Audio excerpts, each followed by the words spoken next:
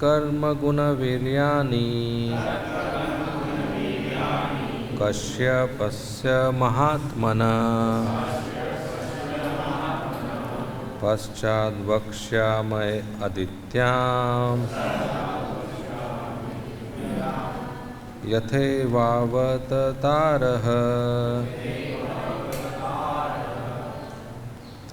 Word to word meaning. शब्दार्थ तत् उसका, कर्म कर्म, गुण गुण, वीर्याणि तथा शक्ति, काश्यपस्य कश्यप के पुत्र के, महाआत्मना परम आत्मा, पश्चात बाद में, वक्ष्यामहे मैं वर्णन करूँगा, अदित्याम अदिति से, यथा कैसे, एव निश्चय ही, अवतार अवतार लिया,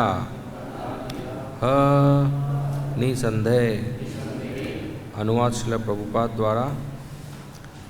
बाद में 8वें स्कंद में मैं यह वर्णन करूँगा कि किस प्रकार उरुक्रम अर्थात भगवान वामन देव परम साधु कश्यप के पुत्र के रूप में प्रकट हुए और किस प्रकार तीनों लोकों को अपने पंगों से नाप लिया। मैं उनके अपूर्व कर्मों, गुणों, शक्ति तथा अदिति के गर्भ से जन्म ग्रहण करने के संबंध में वर्णन करूँगा। श्लोक 10। अथ कश्यपदायादान दैतेयान कीर्तयामि ते, यत्र भागवत श्रीमान प्रहरादो बलिरेव च। अनुवाद। अब मैं दीति के उन पुत्रों का वर्णन करूँगा जो कश्यप के द्वारा उत्पन्न किए गए किंतु जो असुर बने। इस असुर वंश में परम भक्त प्रहलाद महाराज तथा बलि महाराज प्रकट हुए। असुरों को दैत्य कहा जाता है क्योंकि वे दीति के गर्भ से उत्पन्न हुए थे। श्लोक 11। दीते द्वाव एव दायादौ दैत्य दानव वंदितौ, हिरण्यकशिपुर्नाम हिरण्याक्षश्च कीर्तितौ। अनुवाद। सर्वप्रथम दीति के गर्भ से हिरण्यकशिपु तथा हिरण्याक्ष नामक 2 पुत्र उत्पन्न हुए। ये दोनों अत्यंत शक्तिशाली थे और दैत्यों तथा दानवों द्वारा पूजित थे। श्लोक 12 और 13। हिरण्यकशिपुर्भार्य कयादुर्नाम दानवी, जम्बस्य तनया सातु सुसुवे चतुरसुतान्, सम्भ्रादं प्राग अनुरादं हृदादं प्रह्लादम् एव च, तत्स्वसा सिमिका नाम राहुं विप्रचितो अग्रहीत। अनुवाद। हिरण्यकशिपु की पत्नी कयादु नाम से विख्यात थी। वह जम्ब की पुत्री एवं दनु की वंशज थी। उसके एक एक करके 4 पुत्र हुए जिनके नाम सम्लाद, अनुलाद, हिलाद तथा प्रहलाद थे। इन चारों भाइयों की बहन का नाम सिमिका था। उसने विप्रचित नामक असुर से विवाह करके राहु नामक असुर को जन्म दिया। श्लोक 14। शिरो अहरद्यस्य हरिश्चक्रेण पिबतो अमृतम्, सम्भ्रातस्य कीर्तिर्भार्य सुत पंचजनम ततः। अनुवाद। जब राहु वेश बदलकर देवताओं के बीच में अमृत पी रहा था तो भगवान हरि ने उसका सिर काट लिया। संवाद की पत्नी का नाम कृति था। इन दोनों के संयोग से कृति के पंचजनन नामक नाम का एक पुत्र उत्पन्न हुआ। श्लोक 15। हृदादस्य धाम निर्भार्य सूत वातापिम इलवलम यो अगस्त्याय त्व अतिथय पेचे वातापिम इलवल। अनुवाद। लात की पत्नी का नाम धमनी था। उसने वातापी तथा इलवल नामक 2 पुत्रों को जन्म दिया।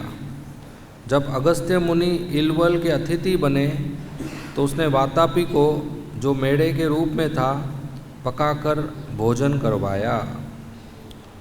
श्लोक 16। अनुहृदादस्य सूर्यायाम बाष्कलो महिषस्तथा वीरोचनस्तु प्रहरादिर देव्याम तस्या अभवत बलि। अनुहलाद की पत्नी सूर्या थी। उसने बाष्कल तथा महिष नामक 2 पुत्रों को जन्म दिया। प्रहलाद के विरोचन नामक एक पुत्र हुआ, जिसकी पत्नी से बलि महाराज ने जन्म लिया। श्लोक 17। बान ज्येष्ठम पुत्र शतम अशनायाम ततो अभवत तस्या अनुभावम शुश्लोक्यम पश्चात एवाभिधास्यते। अनुवाद। इसके पश्चात अशना की कोख से महाराज बलि को 100 पुत्र प्राप्त हुए, जिनमें राजा बान शेष थे। बलि महाराज का चरित्र महिमा अत्यंत प्रशंसनीय है और उनका वर्णन आगे 8वें स्कंद में होगा। श्लोक 18। बान आर्धय गिरीशाम लेभे तत् गणमुख्यताम यत्पार्श्वे भगवान आस्ते ही अद्यापि पुरपालक। अनुवाद। चूँकि राजा बाना शिवजी का उपासक था, अतः वह उनके सर्वश्रेष्ठ पार्षदों गणों में से एक बन गया। आज भी शिवजी राजा बान की राजधानी की रक्षा करते हैं और सदैव उसके निकट खड़े रहते हैं। श्लोक 19। मरुतश्च दिते पुत्रास चत्वारिंशान नवाधिका त आसन अप्रजा सर्वे निता इंद्रेण सात्मताम। अनुवाद और तात्पर्य श्री प्रभुपाद द्वारा। अनुवाद। दीति के गर्भ से 49 मरुदेव भी उत्पन्न हुए। इनमें से किसी के संतान नहीं हुई। यद्यपि दीति ने उन्हें जन्मा था, किंतु इंद्र ने उन्हें देवपद प्रदान किया। तात्पर्य। असुर भी देवता बना दिए जाते हैं जब उनका असुर मूलक चरित्र सुधर जाता है। इस विश्व में 2 प्रकार के मनुष्य हैं। भगवान विष्णु के भक्त देवता कहलाते हैं और उनके विरोधी असुर कहलाते हैं। इस श्लोक के अनुसार असुरों को भी देवता बनाया जा सकता है। ओम अज्ञानतिमिरन्धस्य ज्ञानाञ्जनशलाकया चक्षु उन्मीलितं येन तस्मै श्रीगुरवे नमः। नमः ओं विष्णुपदाय कृष्णपृष्ठाय भूतले श्रीमते भक्तिवेदांत स्वामिन् इति नामिने। नमस्ते सारस्वती देवे गौरवाणी प्रचारिणे निर्विशेषा शून्यवादी पाश्चात्य देशतारिणे। जय श्री कृष्ण चैतन्य प्रभु नित्यानंद श्री अद्वैत गदाधर श्रीवासादि गौर भक्त वृंद। हरे कृष्णा कृष्णा कृष्णा हरे हरे, हरे राम राम राम हरे हरे। हरे कृष्णा। ये वाला लाइट चाहिए क्या आपको रिकॉर्डिंग के लिए? ये थोड़ा आँख में आता है। तो हम ये अध्याय पढ़ रहे हैं जिसमें शुकदेव गोस्वामी दीति के वंशज के बारे में चर्चा करते हैं कि दीति ने कश्यप मुनि से विवाह किया और उनके जो पुत्र हुए वो अदिति के नाम से दैत्य कहलाए। अदिति के जो पुत्र हुए वो आदित्य कहलाए, दीति के जो पुत्र हुए वो दैत्य कहलाए, दानु के जो पुत्र हुए वो दानव कहलाए। जैसे वसुदेव के पुत्र वासुदेव, तो ऐसे दीति के दैत्य। हरे कृष्ण। तो दीति ने जब गर्भ धारण किया था तो समय सही नहीं था और कश्यप मुनि ने उनको ये बात बताया था, लेकिन फिर भी उनके मन में काम का प्रभाव था और उनको पहले 2 पुत्र जो हुए वो हिरण्यकशिपु और हिरण्याक्ष, जो बहुत बड़े असुर हुए, और ऐसे आगे वो वंश चला। तो सुखदेव गोस्वामी ये भी बताते हैं कि अलग से दीति के 49 पुत्र हुए, जिनको बाद में इंद्र ने देवताओं का पोस्ट दे दिया, देवताओं का स्थान दे दिया। तो यहाँ पर परीक्षित महाराज प्रश्न पूछते हैं कि ये कैसे हो गया, दैत्यों को देवताओं का स्थान कैसे मिल गया। जैसे कभी कभी समाज में प्रश्न उठता है कि ये आदमी को ये पोस्ट कैसे मिल गया, ये तो लायक नहीं है, इसके तो गुण नहीं है ठीक से। कोई सरकार में आ जाता है, कोई समाज में नेता बन जाता है। तो परीक्षित महाराज ये प्रश्न पूछते हैं। तो ये बहुत महत्वपूर्ण है आज के लिए कि एक आसुरिक प्रवृत्ति का व्यक्ति देवता बन गया और ऐसा संभव हो रहा है तो समाज में बहुत भला होगा, क्योंकि समाज में आसुरिक प्रवृत्ति के व्यक्ति के कारण बहुत अशांति होता है, बहुत हिंसा होता है और बहुत परेशानियां उठानी पड़ती है। जैसे आज आप किसी भी एयरपोर्ट पे जाओ तो आपका सिक्योरिटी चेक होता है, आपके लगेज का, आपके सामान का, आपके शरीर का सिक्योरिटी चेक होता है। और किसी भी बड़े फैक्ट्री या कंपनी में जाओ, आपका स्कैनिंग होता है, सिक्योरिटी चेक होता है कि कहीं ये व्यक्ति हथियार या बम तो नहीं लेके आया। अभी हर जगह पे, हर एयरपोर्ट पे, हर स्टेशन पे और हर भीड़ वाले इलाके में, मॉल में करोड़ों रुपया खर्च होता है ये सिक्योरिटी apparatus में, सिक्योरिटी इक्विपमेंट में। मंदिरों में भी होता है। क्यों? क्योंकि कुछ गिने चुने लोग हैं जो आतंकवादी का काम करते हैं और उनके कारण हर नागरिक पे शक करना पड़ता है और हर नागरिक को चेक करना पड़ता है। कितना खर्चा होता है, कितना टाइम जाता है, कितना असुविधा होता है। और आपको ये बात जानकर खुशी होगी कि ये सब जो सिक्योरिटी इक्विपमेंट की कंपनियां होती हैं, इतना पैसे जो कमाते हैं, ये पैसे कहाँ से आता है सरकार के पास? आपके टैक्स से। तो कुछ गिने चुने लोग आतंकवादी हैं, उसके कारण करोड़ों लोगों को एक्स्ट्रा टैक्स देना पड़ता है अपना ही चेक करने के लिए कि मैं हथियार लेके जा रहा हूँ क्या नहीं, अपना ही चेक करने के लिए कि मैं बम लेके जा रहा हूँ क्या नहीं, मैं आतंकवादी हूँ क्या नहीं। ये पैसा लो और मुझे चेक करो कि मैं आतंकवादी हूँ क्या नहीं। वाह, क्या समाज हो गया है। तो आसुरी प्रवृत्ति के जो व्यक्ति होता है वो समाज में बहुत परेशानी करता है। ये तो छोटी सी बात है, इससे भी बड़े बड़े परेशानी वो करता है। तो असुर तो है, ब्रह्मा जी ने वैसे बनाया है 2 प्रकार के व्यक्ति, आसुरिक, असुर और देवता। क्या फर्क है?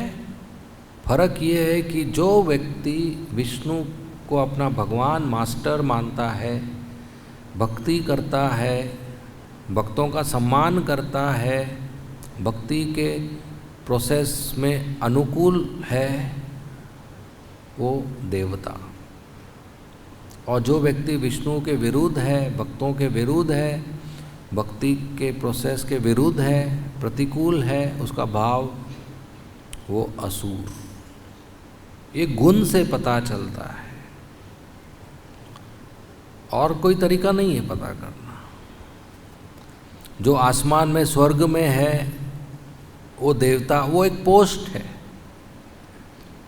और जो पाताल लोक में वो असुर, वो एक स्थान है। लेकिन असली में अलग अलग युगों में वो अलग अलग प्रकार से रहते थे। सतयुग में असुर अलग लोक में रहते थे और देवता अलग लोक में रहते थे, और दोनों शांत से रहते थे।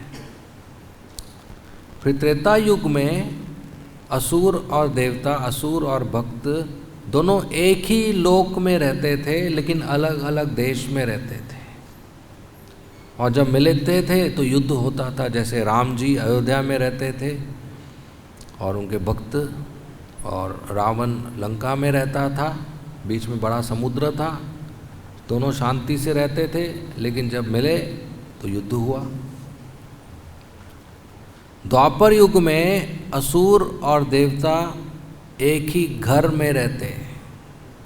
दुर्योधन एंड युधिष्ठिर एक ही घर में, बार बार युद्ध होता था, झगड़ा होता था। कलयुग में असुर और देवता एक ही शरीर में रहते हैं।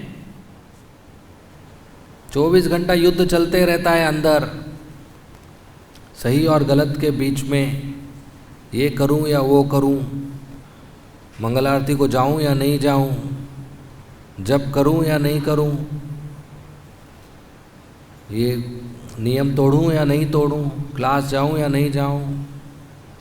असुर और देवता अंदर प्रवृत्ति हर एक के है कलयुग में, और रोज उनका झगड़ा हो रहा है। अगर हम पापी लोगों का संग करेंगे तो हम भी पापी हो जाएंगे, और अगर हम भक्तों का संग करेंगे हम भी भक्त हो जाएंगे। ये हर एक के लिए लागू है आज कलयुग में। अगर आपके मित्र ऐसे हैं जो रोज सिगरेट पीते हैं और शराब पीते हैं, और आप उनके साथ रहते हैं, एक दिन आप भी सिगरेट पियोगे, शराब पियोगे। अगर आपके मित्र ऐसे हैं जो रोज़ भगवान कृष्ण को प्रणाम करते हैं और उनका नाम उच्चारण करते हैं, और उनके साथ रहते हो आप, तो एक दिन आप भी उनका नाम उच्चारण करोगे और उनको प्रणाम करोगे। तो संग का बहुत ज़्यादा प्रभाव है कलयुग में। तो अच्छे संग से हम अच्छे बनते हैं, बुरे संग से हम बुरे बनते हैं। इस नियम से कोई बच नहीं सकता। इसके लिए श्री प्रभुपाद जी ने इस्कॉन बनाया, international society for Krishna consciousness. ये एक भक्तों का समाज बनाया है उन्होंने, कि इसमें आकर देश विदेश के सब भक्त साथ में रहकर कृष्ण भावनामृत, अपना कृष्ण भावनामृत को बढ़ाएं, कृष्ण के चेतना को बढ़ाएं, कृष्ण के सेवा को बढ़ाएं, कृष्ण को प्रेम करें। ये प्रभुपाद जी ने संस्था स्थापित किया है हमारे फायदे के लिए। इसलिए हमें आना चाहिए और भक्तों के संग में भक्ति करना चाहिए। तो इससे हमारा आसुरी प्रवृत्ति बंद हो जाएगा और देवता का प्रवृत्ति बाहर आएगा और हम अच्छे भक्त बन जाएंगे। असुर मतलब जो भक्ति के खिलाफ, भक्तों के खिलाफ और भगवान के खिलाफ। असुर मतलब बदसूरत होना चाहिए, काला होना चाहिए, 2 सिंग होना चाहिए, 2 दांत बाहर आना चाहिए, लाल बाल होना चाहिए। ये नहीं, जरूरी नहीं ऐसा।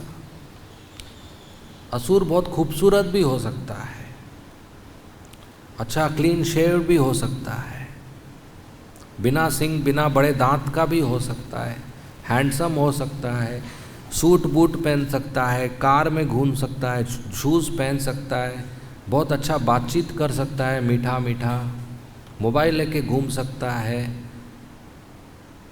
समाज में उसको जेंटलमैन बोलेंगे, या वो खादी पहन के घूम सकता है, या असुर साधु का सैफरन ड्रेस और कंठी माला पहन के भी घूम सकता है। सिर्फ ड्रेस देखकर पहचान नहीं सकते। डू नॉट जज by dress and by address. किसी का ड्रेस सैफरन हो सकता है, किसी का एड्रेस वृंदावन या मायापुर या हरिद्वार हो सकता है, लेकिन ये काफ़ी नहीं ये काफ़ी नहीं है पहचानने के लिए कि ये व्यक्ति साधु है। साधु पैंट शर्ट में हो सकता है, असुर सैफरन ड्रेस में हो सकता है, व्यासासन पे बैठा हुआ हो सकता है। इसलिए भक्तिविनोद ठाकुर लिखते हैं कली चेला, जो कली का प्रतिनिधि है, जो भक्तों के समाज में भक्तों का आदतें लेकर, भक्तों का वेश लेकर भक्तों में झगड़ा करवाता है, या भक्तों को भक्ति से दूर लेके जाता है, या भक्तों को माया में खींच लेता है। तो ड्रेस और एड्रेस से नहीं, गुणों से साधु पता चलता है। जो सहनशील है, जो क्षमाशील है, जिसमें ईमानदारी है, जिसमें करुणा है, जो सत्य बोलता है, जो साफ सफाई रखता है, जो तपस्वी है, जो अपने इंद्रियों को दमन में रखता है, जो कृष्ण की भक्ति करता है, जिससे शास्त्रों का ज्ञान है, वो साधु है। और जो 4 नियम तोड़ता है, मांस मच्छी खाता है और जुआ खेलता है, शादी के बाद स्त्री के साथ संबंध रखता है, या नशा करता है, या गौहत्या करता है, या साधुओं के प्रति ईर्ष्या रखता है, भगवान के सामने झुकता नहीं है, या भगवान के अस्तित्व के ऊपर विश्वास नहीं करता है, या कहता है कि भगवान का रूप नहीं है, वो आसुरिक प्रवृत्ति है। मगर ये कलयुग में ऐसा बनाया गया है, ऐसा मौका दिया गया है कि आसुरिक प्रवृत्ति के लोग भी भक्त बन सकते हैं, शुद्ध भक्त बन सकते हैं। चैतन्य चैतामृत में कहानी आती है मृगारी की। मृगारी एक हिंसक शिकारी था और वो जानवरों को, छोटे छोटे जानवरों को तीर मारता था और उनकी टांग तोड़ देता था ताकि वो भागे नहीं, और वो घायल जानवर जिसका जख्म से खून बहता था और टांग टूटा हुआ है तो चिल्लाता था, दर्द में, कष्ट में, तकलीफ में चिल्लाता था, तड़पता था, चीखता था, आधा मरा हुआ धीरे धीरे 3-4 घंटे में मर जाता था। ऐसा मृगारी करता था, और जब उस जानवरों को तकलीफ़ में तड़पता देखता था, आधा मरा हुआ, तो उसका मनोरंजन होता था, उसको मज़ा आता था, उसको आनंद आता था। तो मृगारी का ऐसा प्रवृत्ति था कि वो दूसरों को कष्ट पहुंचाकर उनके कष्ट को देखकर आनंद लेता था। ये ईर्ष्यालु व्यक्ति का प्रवृत्ति है कि दूसरों के दुख पे हमको सुख होना, ये अच्छी बात नहीं है। आजकल बहुत लोग न्यूज़ देखते हैं और न्यूज़ में क्या आता है, दूसरों का दुख आता है, दूसरों का दुख आता है, कष्ट आता है, तकलीफ आता है, और उसको देखकर हमें एंटरटेनमेंट होता है कि अच्छा टाइम पास हो गया। ये अच्छा नहीं है, इसकी आदत नहीं होना चाहिए कि दूसरों को दुख में हमको एंटरटेनमेंट हो रहा है, हमारा टाइम पास हो रहा है, इसमें इच्छा नहीं रखना चाहिए। सब दुख का न्यूज़ होता है, सुख का न्यूज़ नहीं होता है। अभी हमारे मंदिर में इतना अच्छा मंगल आरती हुआ, इतना अच्छा गुरु पूजा हुआ और क्लास हो रहा है, ये आनंद का न्यूज़ है? आएगा अखबार में? नहीं आएगा कल। अभी मैं मुंबई से आया, इधर क्लास दिया, चलो समझो अच्छा क्लास है, तो आएगा कल अखबार में? नहीं आएगा। अभी मैं किसी को झापड़ मार दूँ इधर तो कल अखबार में आएगा, मुंबई से साधु आया वृंदावन मंदिर में झापड़ मार के चला गया। दुख का न्यूज़ है, तकलीफ का बात है, तो समाचार अखबार में आ जाएगा या वायरल हो जाएगा। क्लास वायरल नहीं होगा, झापड़ की बात वायरल होगा। क्यों? क्योंकि लोगों को ये पसंद आता है, प्रजल्प, गंदगी। तो मृगारी ऐसा था, उसको आनंद आता था दूसरों को कष्ट में देखकर, और दूसरों को कष्ट में देखकर जो उसको आनंद आता था इसके लिए वो कष्ट देता था। और नारद मुनि जब उनको प्रचार किए और उनको कृपा किए और हरे कृष्णा महामंत्र का उच्चारण करने को कहे तुलसी महारानी के सामने, तो कुछ ही समय में मृगारी का हृदय परिवर्तन हो गया। बाद में जब नारद मुनि 1 साल बाद मिलने आए और मृगारी गया उनके करीब, तो वो दंडवत प्रणाम करना चाहता था, लेकिन नीचे चींटियाँ थी और मृगारी समझ गया कि अगर मैं दंडवत प्रणाम करूँगा तो मेरे शरीर के वजन से चींटियों को तकलीफ होगा।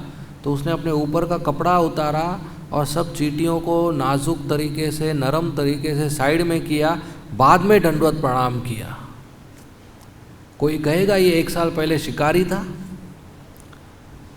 इतना हिंसक शिकारी जानवरों को आधा मार के मजा लेता था, आनंद लेता था, आज एक चींटी को भी तकलीफ नहीं देना चाहता, अहिंसक साधु बन गया वो।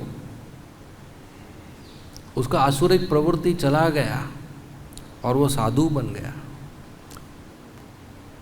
तो ये क्योंकि उसने नारद मुनि का संग किया और हरे कृष्णा महामंत्र का जप किया।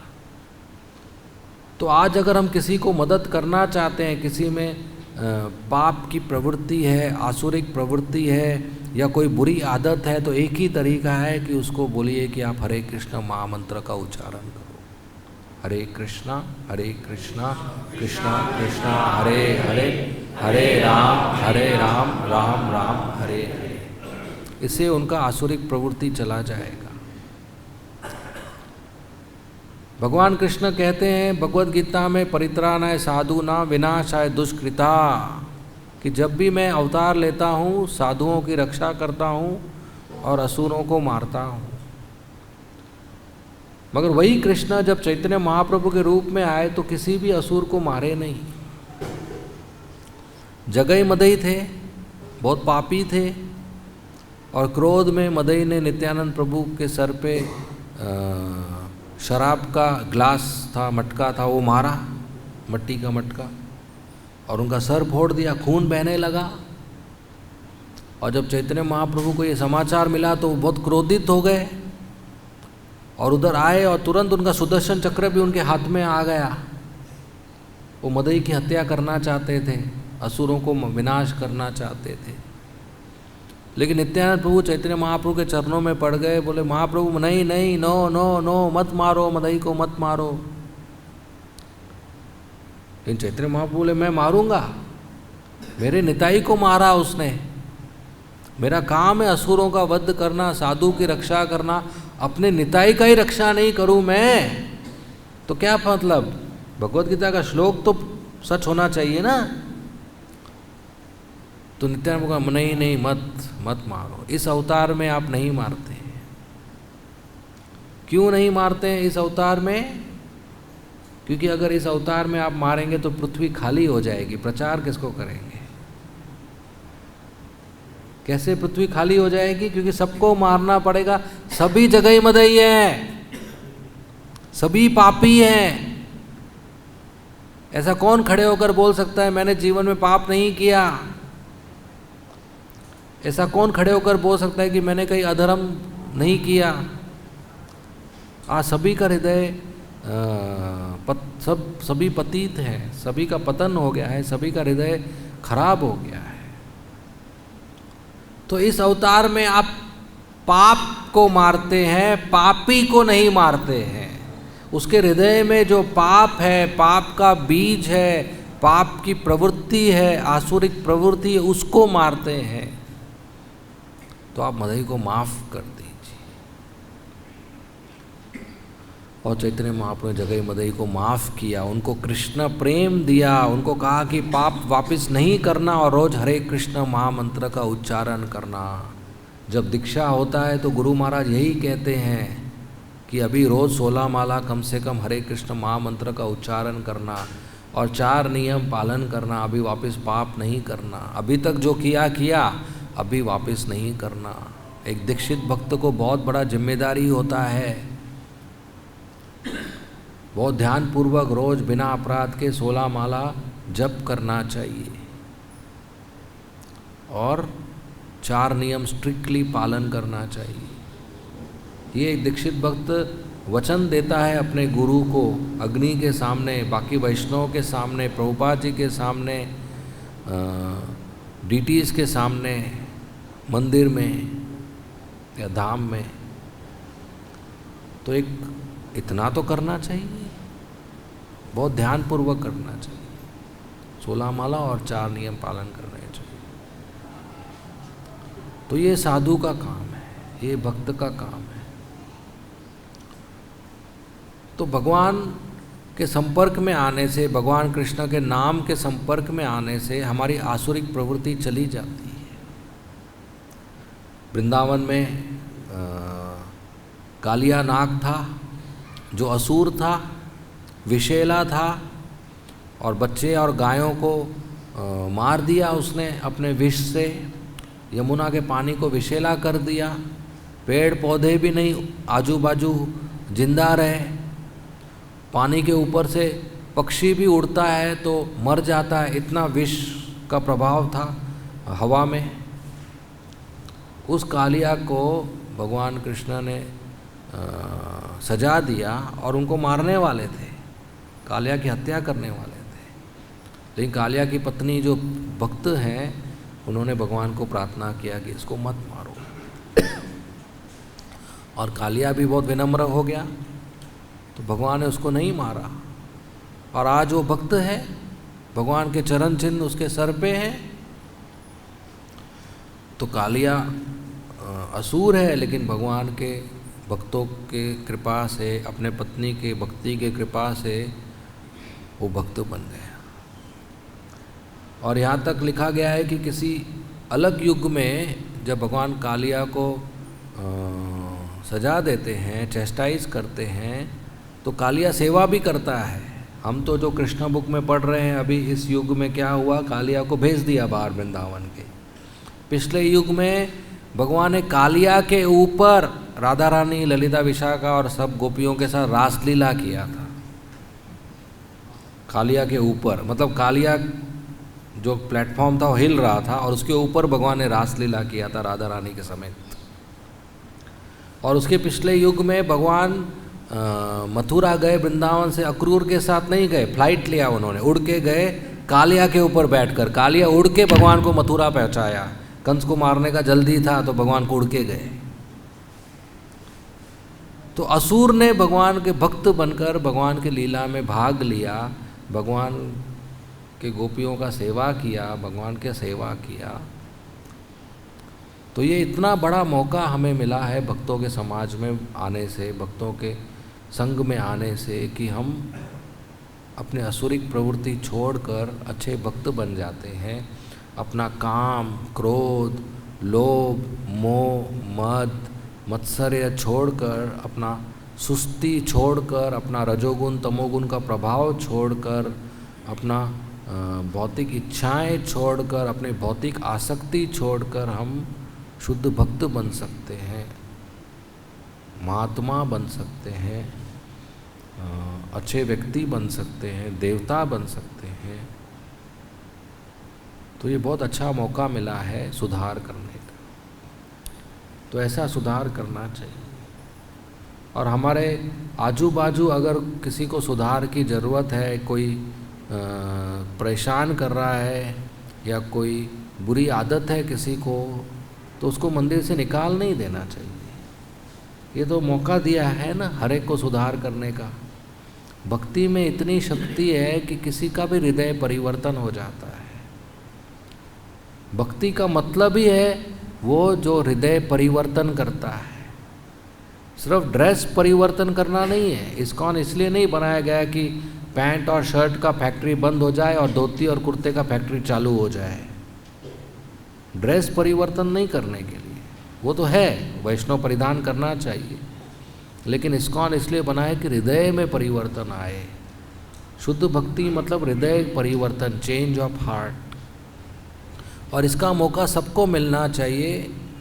आज अगर कोई साधना भक्ति करता है और उसमें कुछ गलती करता है या उसके में कुछ बुरी आदत आ जाती है या वो भक्तों के समाज में रहते हुए कोई गलत काम कर देता है, फिर भी उसको मौका देना चाहिए। भक्ति करने का मौका सबको देना चाहिए, सबको मौका मिलना चाहिए। हर व्यक्ति का अधिकार है वो भगवान कृष्ण के सामने झुककर भक्ति करे। हमारे खुद को भगवान रोज मौका देते हैं।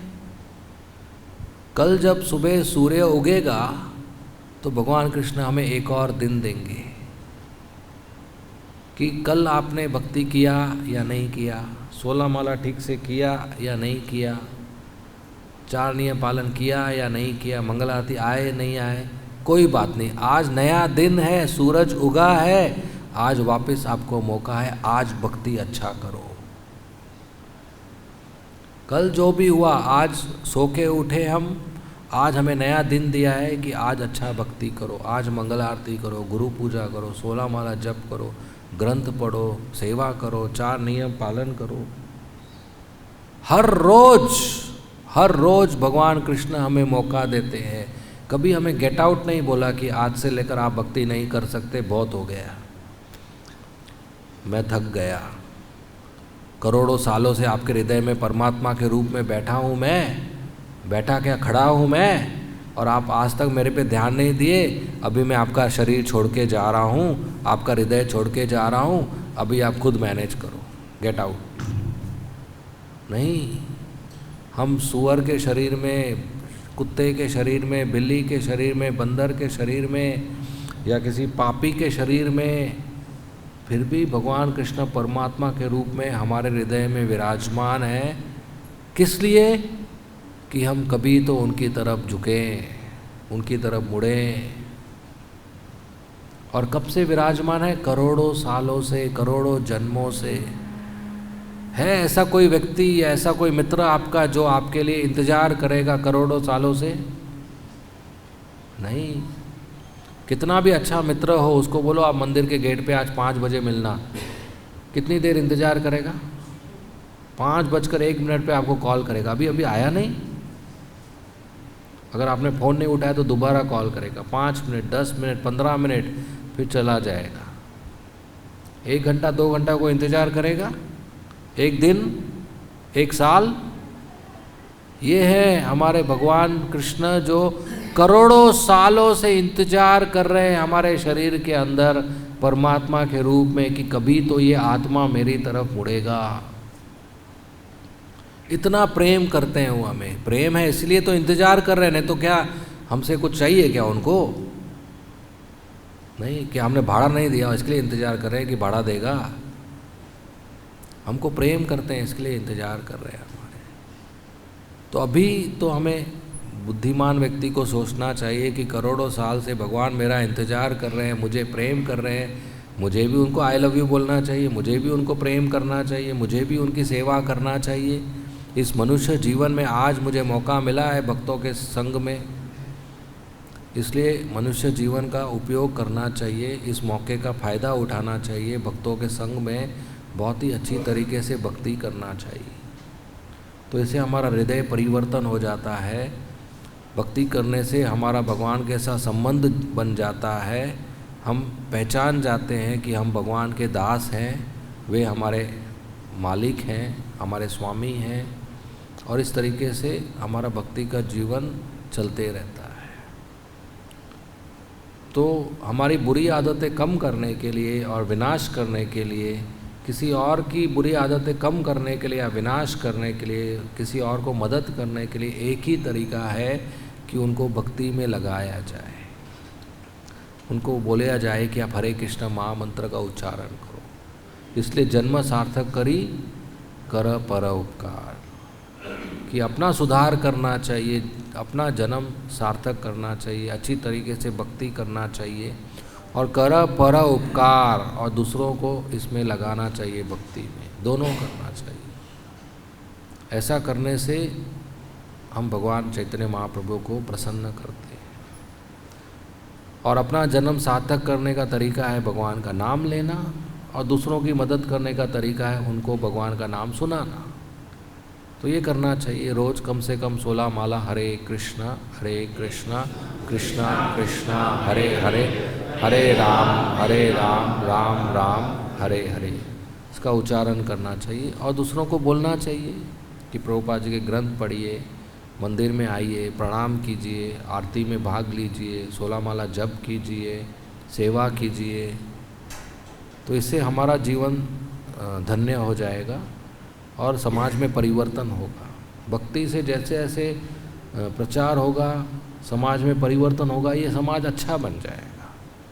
समाज में शांति होगी, हिंसा नहीं होगी, डर नहीं होगा, यही वैकुंठ बन जाएगा। तो हमें अच्छा मौका मिला है, तो भक्तों के समाज में हम अच्छी तरीके से भक्ति करना चाहिए और प्रचार में सहायता करना चाहिए। ये हमारे जीवन का उद्देश्य है। यही भक्ति एक तरीका है असुरों को देवता बनाने का, जो कि संभव है। ठीक है, धन्यवाद। श्रीमद् भागवतम की जय, श्रील प्रभुपाद की जय। हरे कृष्णा। अगर किसी को कोई प्रश्न है या कोई कमेंट्स हैं तो बोल सकते हैं।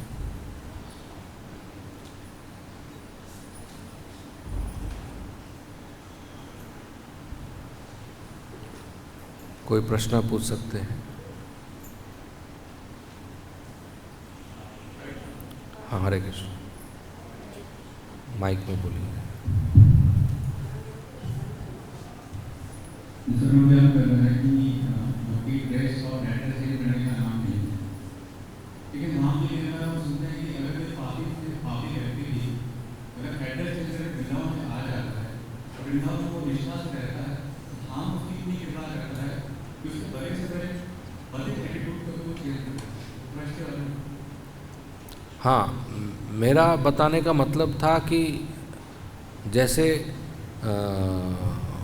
पुलिस का ड्रेस पहनने से आप पुलिस नहीं बनते, या पुलिस स्टेशन के कुर्सी पर बैठकर पुलिस नहीं बनते, वैसे सिर्फ सैफरन ड्रेस पहन के आप साधु नहीं बनते, या सिर्फ मंदिर या वृंदावन में रहने से साधु नहीं बनते।